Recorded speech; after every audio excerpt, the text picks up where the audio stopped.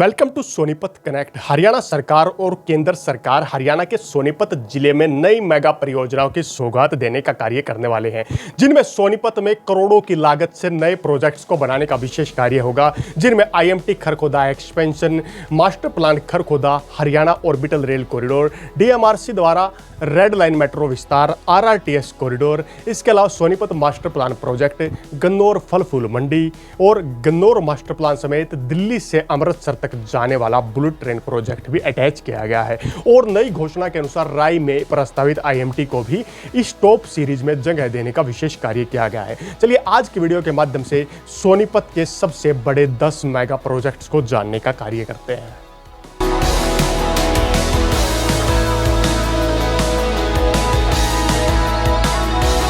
Welcome back to Sonipat connect. Sonipat को आने वाले समय में बड़ी बड़ी मेगा परियोजनाओं की सौगात मिलने वाली है, जो आने वाले समय में सोनीपत जिले को गुड़गांव और नोएडा की तर्ज पर तेजी से विकसित करने का भी कार्य करने वाली हैं।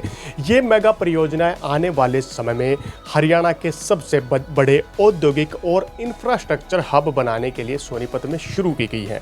यहाँ पर मेट्रो, रैपिड रेल, एचओआरसी कॉरिडोर, नए सेक्टरों की डेवलपमेंट और नए नए निवेश क्षेत्रों को विकसित करने की विशेष परियोजना है।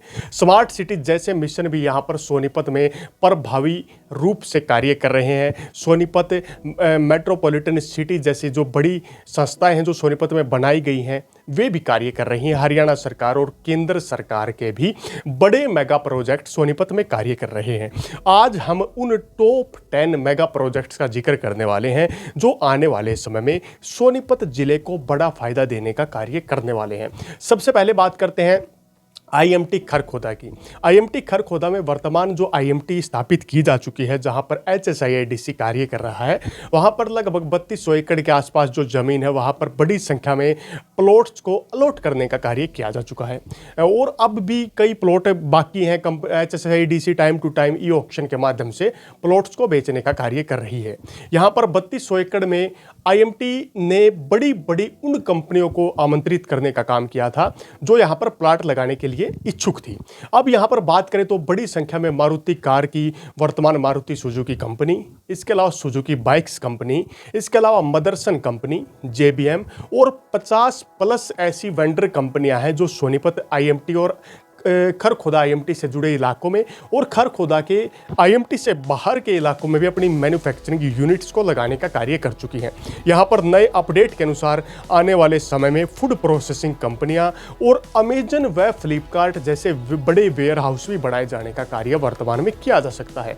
यहाँ पर कई बैटरी निर्माता कंपनियाँ और ईवी व्हीकल बनाने वाली छोटी कंपनियाँ जो स्कूटी इत्यादि का निर्माण कार्य कर सकती हैं, वो भी यहाँ पर आ रही हैं। खरखोदा की बात करें तो सरकार ने यहाँ पर 5800 एकड़ नई जमीन को चिन्हित किया है, यानी कि 3200 के आसपास वो जमीन, 5800 एकड़ नई जमीन जो चिन्हित की गई है। इसके अलावा यहाँ पर जो 5800 एकड़ जमीन है, उसे खासकर ईवी क्लस्टर हब के रूप में सरकार विकसित करना चाहती है, जो खरखोदा में आने वाले समय में इलेक्ट्रिक क्रांति को नया जन्म देने का भी कार्य कर सकता है। तो 5800 एकड़ जमीन वो 3200 के आसपास एकड़ जमीन वो 3200 से ज़्यादा ही ज़मीन है। इसके अलावा कुंड वर्तमान का खरखोदा से दिल्ली जाने वाला रोड, खरखोदा से आसोदा की तरफ जाने वाला रोड और खरखोदा से गोपालपुर की तरफ जाने वाले रोड पर बड़ी संख्या में कंपनियां कार्य कर रही हैं और बड़ी संख्या में आईएमटी से बाहर भी कंपनियां लगाने का कार्य तेजी से चला हुआ है। यानी कि एक प्रोग्रेस ऐसी चली हुई है जो सोनीपत जिले के खरखोदा को नई बूस्ट देने का कार्य यहां पर करने वाली है। अब बात करते हैं नंबर 2, मास्टर प्लान खरखोदा 2041। जो सोनीपत जिले का खरखोदा मास्टर प्लान 2041 को प्रभावी ढंग से चालू करने का कार्य किया जा चुका है। प्लान 2041 का है, लेकिन प्रोग्रेस ऐसी पकड़ रखी है कि 2041 में भी प्लान कंप्लीट हो सकता है। आईएमटी खरखोदा के साथ साथ यहाँ पर सेक्टर संख्या 1, 2, 3, 4 और 5 को मारुति वेंडर और प्लॉट्स के लिए या जगह खास तौर पर रिजर्व करके रखने का काम किया, यानी कि इन जगहों पर खास पर खासतौर पर उन कंपनियों को ही अलॉट किए जाएंगे प्लॉट्स, और परमिशन उन्हीं कंपनियों को मिलेगी जो मारुति की वेंडर या यहाँ पर कंपनियां लगाने चाहती हैं। इसके अलावा फुटवेयर पार्क के लिए भी मास्टर प्लान खरखोदा में अलग से जगह रखी गई है।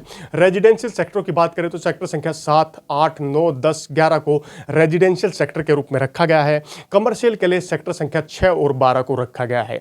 यहाँ पर बड़ी संख्या में नए बाईपासों का निर्माण होगा जो पूरे खरखोदा को डाइवर्ट करने का काम करेंगे। ग्रीन बेल्ट्स का ध्यान रखा जाएगा जो खासकर अलग अलग एरिया को ग्रीन बेल्ट से भरपूर रखेंगे, और सरकार यहाँ पर कई मामलों में लैंड पुलिंग पॉलिसी के तहत भी जमीन लेकर के सेक्टरों की डेवलपमेंट का कार्य करने का भी काम करने वाली है। इस प्रकार ये हमारा दूसरा मेगा प्रोजेक्ट है जो सोनीपत जिले के लिए भरपूर फायदा देने का काम करेगा।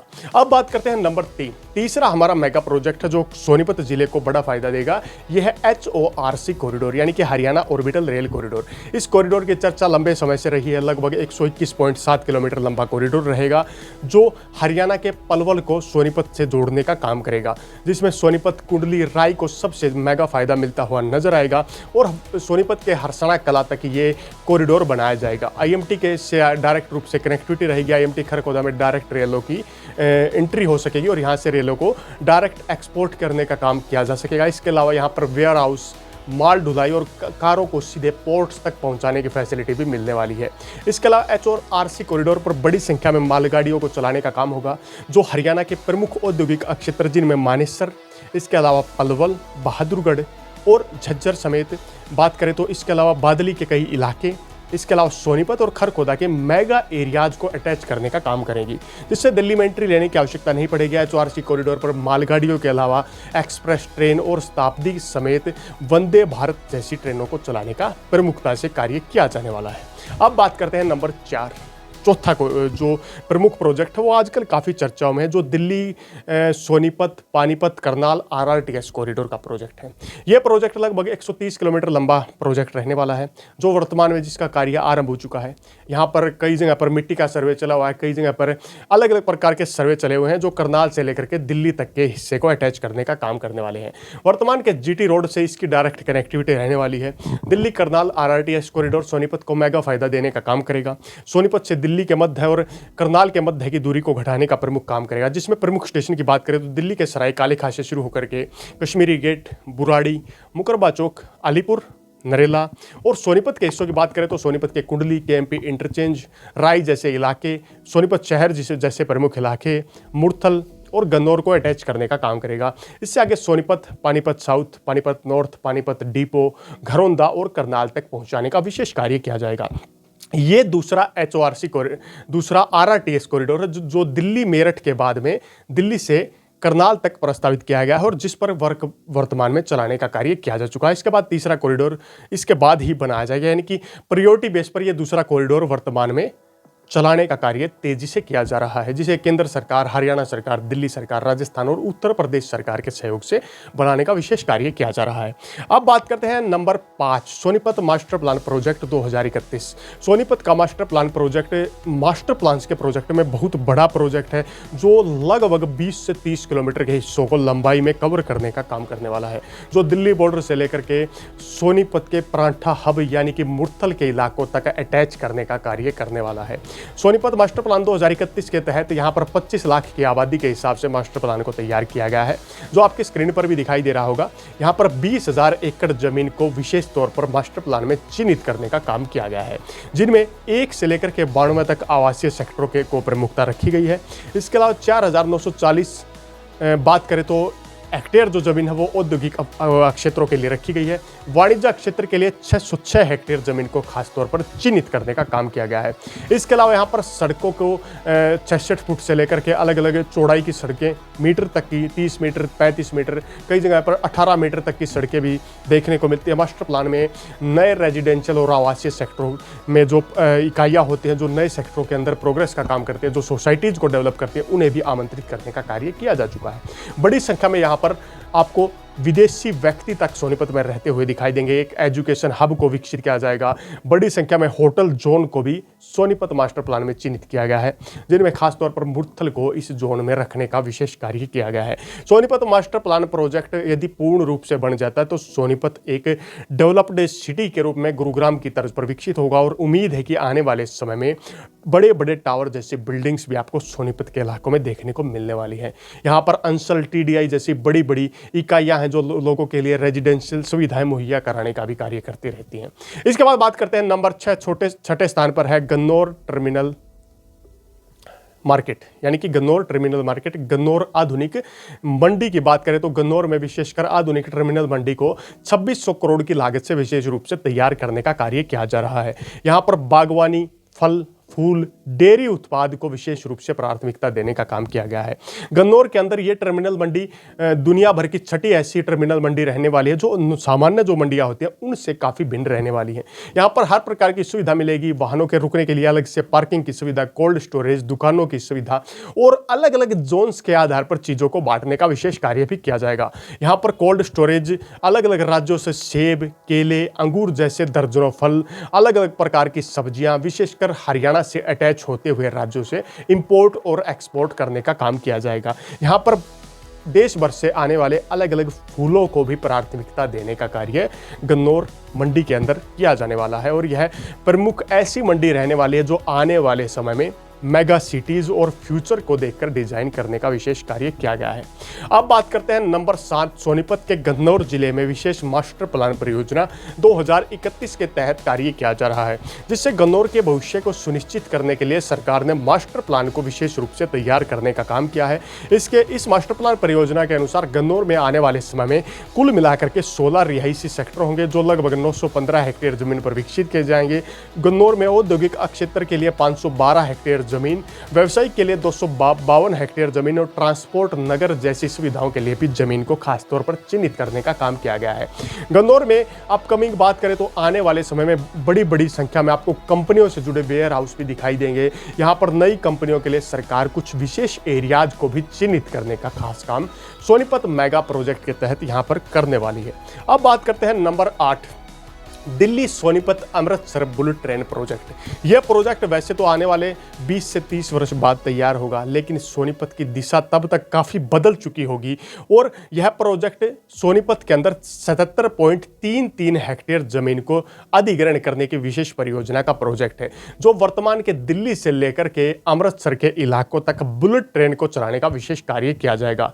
देश भर के अंदर बुलेट ट्रेन को लेकर काफ़ी चर्चाएं रहती हैं। उन्हीं चर्चाओं में सोनीपत के अंदर वर्तमान के सोनीपत के गांव हरसाणा बैयापुर के पास में एक स्टेशन को भी प्रस्तावित करने का काम किया गया है, जिसमें पहला स्टेशन दिल्ली होगा और दूसरा स्टेशन हरसाणा बैयापुर के इलाकों में यानी कि सोनीपत के इलाकों में बनाया जाएगा। यह पूरा कॉरिडोर 474.772 किलोमीटर लंबा होगा और इसमें सोनीपत के 34 गांवों की जमीन को लेने का विशेष कार्य किया जाएगा, यानी कि 34 गांवों की जमीन से यह कॉरिडोर सोनीपत को क्रॉस करके अमृतसर के इलाकों तक पहुंचाने का विशेष कार्य भी किया जाएगा, जो एक मेगा प्रोजेक्ट है। आने वाले समय में सोनीपत की किस्मत को बदलने का विशेष कार्य भी करने वाला है। अब बात करते हैं नंबर 9, 9वें स्थान पर है red line metro corridor. Sonipat के इलाकों को रेड लाइन मेट्रो कॉरिडोर से अटैच करने की विशेष परियोजना पर केंद्र सरकार और डीएमआरसी द्वारा तेजी से कार्य किया जा रहा है। यहां पर हरियाणा सरकार भी इसमें अपना सहयोग देने का काम कर रही है। रेड लाइन मेट्रो का विस्तार 2028 तक प्रस्तावित किया गया है। रेड लाइन मेट्रो दिल्ली के इलाकों से लेकर के, यानी कि दिल्ली के वर्तमान के रिठाला के इलाके से लेकर के 26.5 किलोमीटर पहुंच करके कुंडली और नाथुपुर के इलाकों तक पहुंचेगी।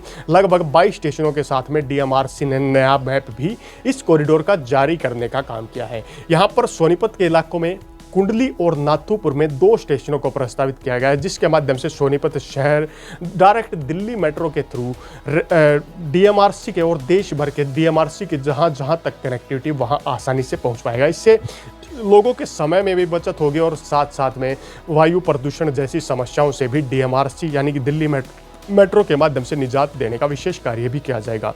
अब बात करते हैं नंबर 10, राई आईएमटी। राई के अंदर सरकार ने नई आईएमटी को प्रस्तावित करने का विशेष कार्य किया है।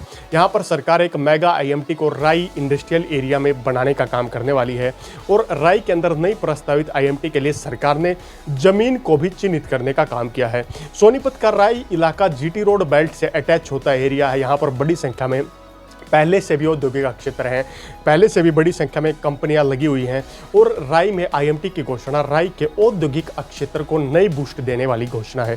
वर्तमान की नायब सैनी सरकार के द्वारा आईएमटी राई की घोषणा की जा चुकी है, जिससे सोनीपत के राई इलाके में सरकार नई इंडस्ट्रियल मॉडल टाउनशिप को प्रस्तावित कर चुकी है। यह आईएमटी एक डिजिटल आईएमटी की तर्ज पर विकसित होगी। यहाँ पर ड्रेनेज, विद्युत से जुड़ी सुविधाएं और कंपनियों को अलग अलग प्रकार के प्लॉट्स को अलॉट करने का काम किया जाएगा। ग्रीन बेल्ट्स का ध्यान रखा जाएगा और एक विशेष नई मेगा आईएमटी राई में डेवलप की जाएगी। इस प्रकार सरकार आने वाले समय में सोनीपत में नए 10 इन मेगा प्रोजेक्ट्स पर कार्य कर रही है, जो सोनीपत जिले की दिशा और दशा को बदलने का काम करने वाले हैं। आपकी अपनी क्या राय है इन आईएमटीज को लेकर, इन प्रोजेक्ट्स को लेकर? कमेंट बॉक्स के माध्यम से अपनी राय और प्रतिक्रिया देने का कार्य जरूर करें। और सोनीपत के बारे में आप यदि किसी नए प्रोजेक्ट के बारे में जानना चाहते हैं तो कमेंट बॉक्स के माध्यम से अपनी राय और सुझाव आमंत्रित जरूर कर सकते हैं। इसी के साथ अगले वीडियो तक आप लोगों से विदा लेते हैं। तब तक के लिए जय हिंद, जय भारत।